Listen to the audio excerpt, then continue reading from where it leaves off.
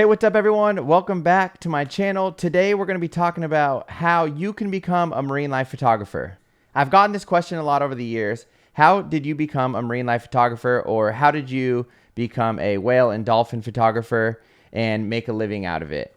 And I've always just kind of skipped over that question in my DMs or emails because I didn't really know how to answer that question. There really isn't one path you could take to become a marine life or whale and dolphin photographer. I wanted to give you 3 options on how you could become a marine wildlife photographer or a full-time whale watcher and take it from being a hobby to a full-time career. The first thing you should do is go out and go whale watching and see if it's something that you actually enjoy. There's potential to get seasick out on the water, and the days can be really long out on the ocean searching for animals. So I recommend taking the time to go out and spend a couple days or a weekend on the water and see how it makes you feel, see if you're inspired, see if it's something that you really enjoy doing. And if you do get through all of that and you're like, I can't wait to go whale watching again, then this video is probably for you. If you do get seasick, but you're still like, I can't bear the thought of not going to see whales, I need to see them to make myself happy, then continue listening to this video. There are some ways that you could try to prevent seasickness. There's probably some medications or remedies that you can try to do. Okay, so you don't get seasick and you're addicted to whales and you just want to make sure that you photograph and film whales for the rest of your life. I'm going to give you some options that can help you get to this goal.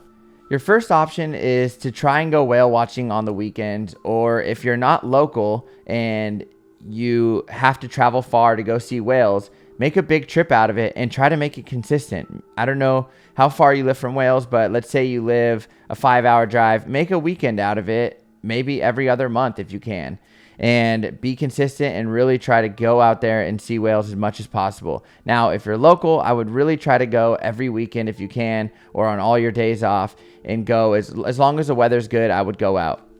And when you're on these trips, make sure you're photographing as much of the animals, and getting as much content as you can as possible, and start building up your personal brand. Start posting on Instagram, Facebook, YouTube, TikTok. Make sure you're starting to build this personal brand, and make sure you're tagging the whale watch company that you're going out with.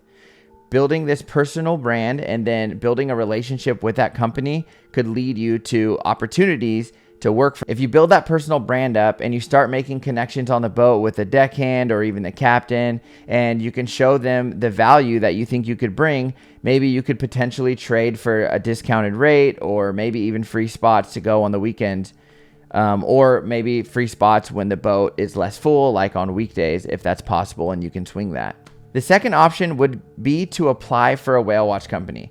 Now, there's a couple ways you can do this. You could apply to work in the office. Maybe it is to answer phones or to check people in before their trips, some sort of office job, or apply to become a deckhand or naturalist on the boat. If you have some sort of naturalist experience, that might be something you could do as well. The reason I say apply to work for the company any way you can is because if you're working in the office for the whale watch company, you could potentially go out whale watching on your days off, and probably for free.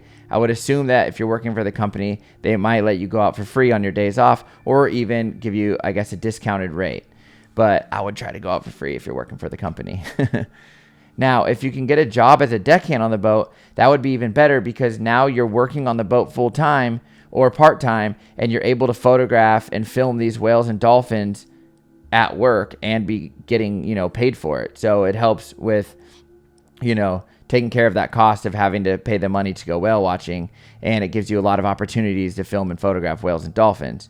Now, while you're working as a deckhand or in the office, you should be posting on social media, building up your brand as much as possible while building up your brand as much as possible while posting and tagging about the company and helping them build their brand. The third option is you can try and do some research and look for whale watch companies that aren't utilizing social media yet, and potentially reach out to them and ask if you could manage their social media. Maybe it be going free on their boat and just posting for them, or you tagging them, whatever it be.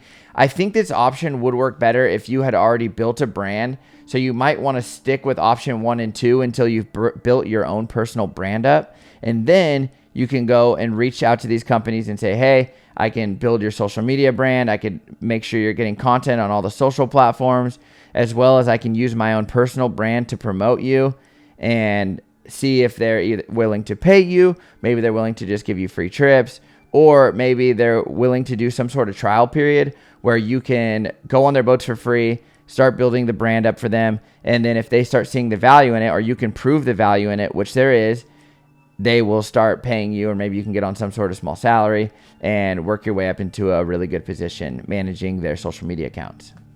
The fourth option, if you don't live close to a whale watch company or you're not local enough to go there very often, would be to try and do option 1 or option 2 and apply for a job with the whale watch company. If you can't get one, don't let that deter you. Just try to find a local job in that area that would allow you to make enough money to live while you're trying to build that relationship with the whale watch company and build that personal brand up so that you could potentially get in with that whale watch company. I hope these options made sense for you. I have personally seen dozens of marine life photographers come up using paths like this.